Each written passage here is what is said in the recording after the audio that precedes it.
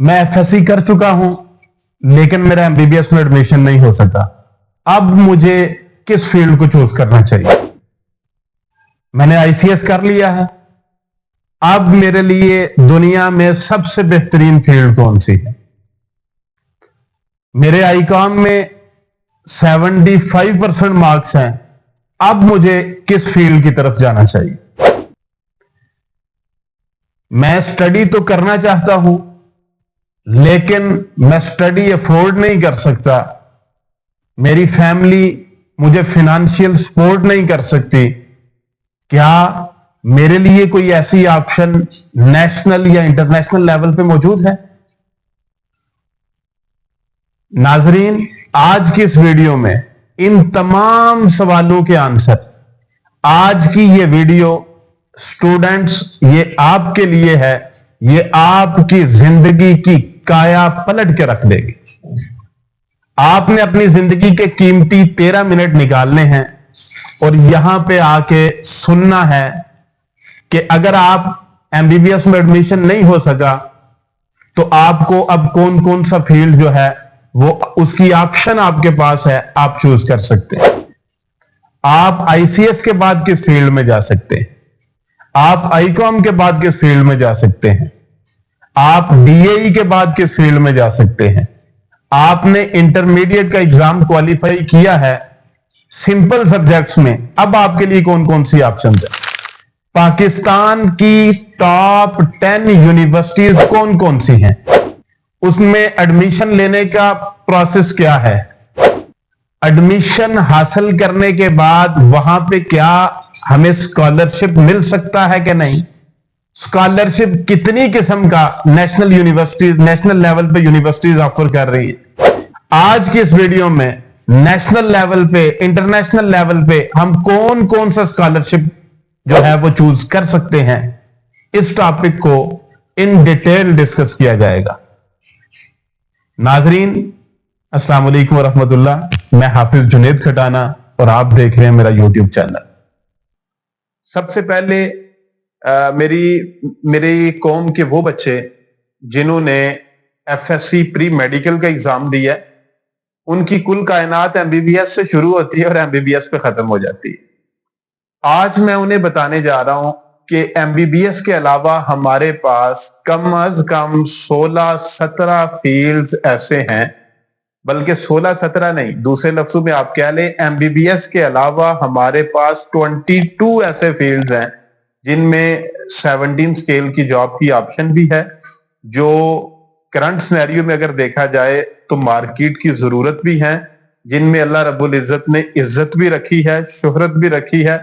और अगर आप नेक नियति से काम करते हैं, रिज़्क़े हलाल कमाते हैं, मखलूक के खुदा की खिदमत में अपनी जिंदगी गुजारते हैं, तो इंशाअल्लाह ताला बशर्ते जिंदगी इंशाअल्लाह ताला अल्लाह रब्बुल इज्जत आपको अगली जिंदगी के अंदर इसका बेहतरीन अजर से नवाजेंगे इंशाअल्लाह।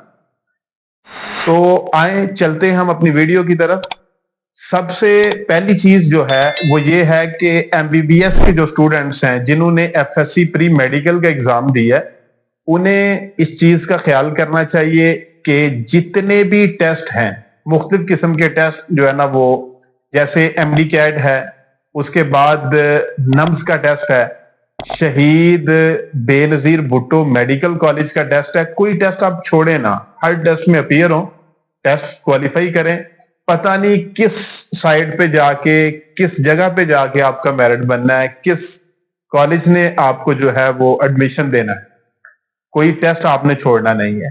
अगर हम मेडिकल साइंसेज की बात करें तो हमारे पास टॉप प्रायोरिटी पे एमबीबीएस है, नंबर 2 बीडीएस है, नंबर 3 फॉर्म डी है, नंबर 4 डीपीटी है, नंबर 5 डीवीएम है और नंबर 6 पे हमारे पास आ जाता है बीएस नर्सिंग। ये भी बड़ी ही इंपॉर्टेंट डिग्री है। पहले सिर्फ फीमेल्स के लिए थी, अब पता चला है कि कराची के अंदर और लाहौर के अंदर, इस्लामाबाद के अंदर, बल्कि नारोवाल के अंदर भी ऐसे इंस्टीट्यूट्स ओपन हो चुके हैं जो मेल स्टूडेंट्स को भी नर्सिंग में 4 साल कोर्स में दाखिला दे रहे हैं। नाजरीन, आए अलाइड हेल्थ साइंसेज में। अलाइड हेल्थ साइंसेज के 11 शोबे में आपके साथ डिस्कस करने जा रहा हूं, जिनमें बीएस पाकिस्तान की मुख्तलिफ यूनिवर्सिटीज ऑफर भी कर रही हैं। इनके बाद आपको 17 स्केल की जॉब भी मिलती है और ये बड़े बेहतरीन किस्म के फील्ड है। नंबर 1 पे बीएस एनेस्थेसिया टेक्नोलॉजी, नंबर 2 पे BS operation theatre technology, number 3 पे आप आ जाएं BS cardiac perfusion technology, number 4 पे आए मेडिकल इमेजिंग टेक्नोलॉजी, नंबर 5 पे आप आ जाएं बीएस ऑप्टोमेट्री है, नंबर 6 पे आप आ जाएं क्लिनिकल साइकोलॉजी है, नंबर 7 पे आ जाएं रेनल डायलिसिस टेक्नोलॉजी है, नंबर 8 पे आप आ जाएं प्रोस्थेटिक्स जो है, ये मसनूई जो आजा है, आर्टिफिशियल आजा, इनसे रिलेटेड बीएस हो रहा है। नंबर 9 पे आए स्पीच एंड लैंग्वेज पैथोलॉजी है, नंबर 10 पे आप आ जाएं कार्डियोलॉजी टेक्नोलॉजी है, नंबर 11 पे आप आ जाएं मेडिकल लैब टेक्नोलॉजी है। ये 11 मुख्तलिफ किस्म की जो डिग्रीज हैं ये अलाइड हेल्थ साइंसेज से रिलेटेड है। इनकी बेस पे आपको 17 स्केल की जॉब भी मिलती है और बड़े बेहतरीन प्रोफेशंस हैं। बायोलॉजिकल साइंसेज में अगर आप आ जाएं, बायोटेक्नोलॉजी है, नंबर 2 पे बायोकेमिस्ट्री है, नंबर 3 पे माइक्रोबायोलॉजी है, नंबर 4 पे जेनेटिक्स है, नंबर 5 पे एग्रीकल्चर है। बड़ा वसी और रीज फील्ड है ये। इसके अलावा इंजीनियरिंग के स्टूडेंट्स की तरफ आते हैं। इंजीनियरिंग के स्टूडेंट्स कोई टेस्ट अपना मिस ना करें। ई कैट है, आप देखें कि यूईटी का जो टेस्ट होता है ना, ये तकरीबन बहुत सारी यूनिवर्सिटीज इसको लेती हैं। इसके अलावा भी जितने टेस्ट हैं, प्याज का जो टेस्ट है, कॉमसेट का जो टेस्ट है, ये जितने भी टेस्ट हैं, ये आप सारे टेस्ट इन सब टेस्ट में अपीयर हो। इसके बाद आप अप्लाई करें। जिस भी यूनिवर्सिटी में आपको अच्छी ऑप्शन मिलती है आप उसको ज्वाइन करें। इलेक्ट्रिकल में करें, मैकेनिकल में करें, सिविल में करें, ऑटो एंड डीजल में करें, इलेक्ट्रॉनिक्स में करें, पावर में करें, बहुत सारी टेक्नोलॉजीज हैं। और कंप्यूटर साइंसेज के जो स्टूडेंट्स हैं वो जिन लोगों ने आईसीएस किया हुआ है, ये मेरा मशवरा उन लोगों को या तो सॉफ्टवेयर इंजीनियरिंग करें या कंप्यूटर सिस्टम इंजीनियरिंग करें, या अभी आप देखें कि आईटी के फील्ड में पाकिस्तान के अंदर बहुत वसी वरीज फील्ड है। आर्टिफिशियल इंटेलिजेंस एक बड़ा ही कमाल किस्म का जो है वो फील्ड है, उसको ज्वाइन करें। बड़ा बेहतरीन किस्म का फील्ड है। इसके अलावा अगर आप चाहते हैं कि आप आर्म्ड फोर्सेस को ज्वाइन करना चाहते हैं तो ये बड़ी बेहतरीन एज है। इंटरमीडिएट के बाद आप आर्म्ड फोर्सेस को भी ज्वाइन कर सकते हैं। पाकिस्तान आर्मी को ज्वाइन करें, पाकिस्तान नेवी को ज्वाइन करें, पाकिस्तान एयरफोर्स को ज्वाइन करें। यहां पे कौम को आपकी खिदमत की जरूरत है। आप इस मुल्क के बासी हैं, इस मुल्क के रहने वालों को आप अपनी सर्विसेज प्रोवाइड करें। इसमें बहुत सारी ऑप्शंस आ जाती हैं। अगर आप वहां पे आते हैं तो मेडिकल कैडेट कोर्स है, लेडी कैडेट कोर्स है, पीएम कैडेट कोर्स है, एएम कैडेट कोर्स है, पीएम में लॉन्ग कोर्स है, फिर उसके बाद जीडी पायलट कोर्स है, उसके बाद एरोनॉटिकल इंजीनियरिंग कोर्स है, इसके बाद शार्ट सर्विस कमीशन है, special purpose short service commission है। बहुत सारी ऑप्शंस हैं, आप किसी भी ऑप्शन को चूज कर सकते हैं। वो लोग जो स्टूडेंट्स जिन्होंने आईकॉम बीकॉम किया हुआ है, बीबीए में आए, बीकॉम में आए, 4 ईयर प्रोग्राम को चूज करें, सीए करें, एसीसीए करें। बल्कि मेरा मशवरा है कि आप सीए करें। ये सबसे बेस्ट, जो अभी तक जितनी भी चीजें मैंने डिस्कस की हैं, और मुझे ये सबसे इंपॉर्टेंट डिग्री जो है वो सीए नजर आती है। इसका बड़ा ब्राइट फ्यूचर है पाकिस्तान में। इसके बाद आगे आपके पास बहुत सारी ऑप्शन आ जाती हैं आर्ट्स के स्टूडेंट्स के लिए। आर्ट्स के स्टूडेंट्स जो है ना, मैथ कम्युनिकेशन को चूज करें। मैथ कम्युनिकेशन में अपनी ग्रेजुएशन करें, बीएस करें, एलएलबी करें। अब इंटर के बाद 5 ईयर एलएलबी जो प्रोग्राम है वो लॉन्च हुआ हुआ है। एलएलबी 5 ईयर प्रोग्राम जो है उसको ज्वाइन करें, एलएलबी करें, एलएलएम करें, जुडिशरी में जाएं।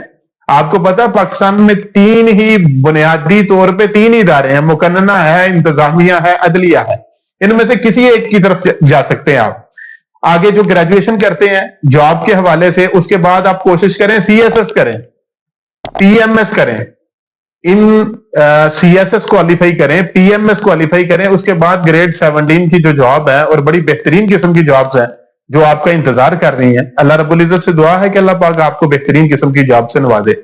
इसके अलावा स्टूडेंट्स, मैं आपके साथ ना पाकिस्तान की 10 बड़ी यूनिवर्सिटीज को भी डिस्कस करना चाहता हूं इसी एक आज की वीडियो में। नंबर 1 पे कायद-ए-आज़म यूनिवर्सिटी इस्लामाबाद है, नंबर 2 पे नस्ट है, नंबर 3 पे लम्स है, नंबर 4 पे प्याज है, नंबर 5 पे आप आ जाएं कॉमसेट यूनिवर्सिटी इस्लामाबाद है, नंबर 6 पे आप आए यूनिवर्सिटी ऑफ एग्रीकल्चर फैसलाबाद है, नंबर 7 पे आए पंजाब यूनिवर्सिटी लाहौर है, नंबर 8 पे आए यूईटी लाहौर है, university of engineering and technology Lahore. Number 9 पे अगर आप आ जाते हैं, यूनिवर्सिटी ऑफ पेशावर है। नंबर 10 पे आप आते हैं, यूनिवर्सिटी ऑफ लाहौर है।